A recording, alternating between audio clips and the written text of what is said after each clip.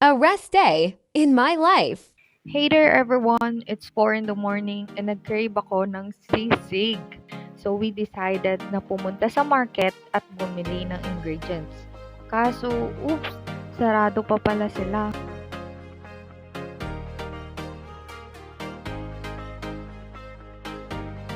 Uy, buti na lang bukas na si ate dito sa kabilang kanto. May longganisa pa kami sa rep. Isa sa mga business namin kaya bumili na kayo.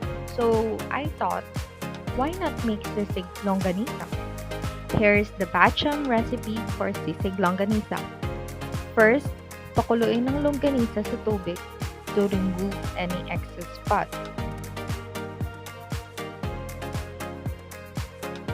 Lagyan ng oil para ma-achieve ang perfect crispiness.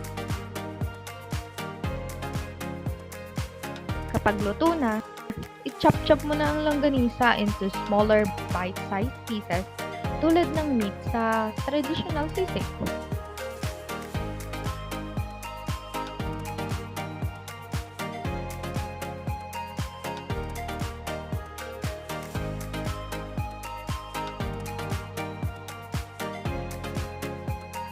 Kapag tingin mo medyo luto na siya, saka mo isilagay ang chopped onions,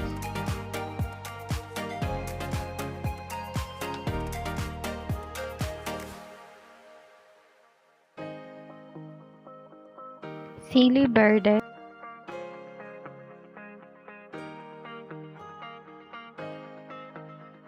mayonnaise,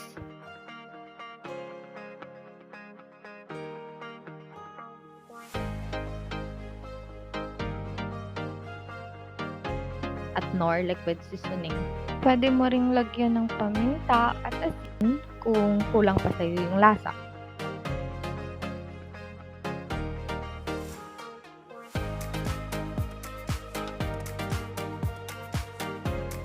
And there you have it, folks.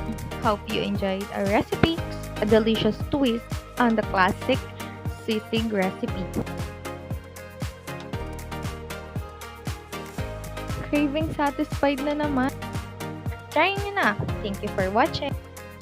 Babi, masarap.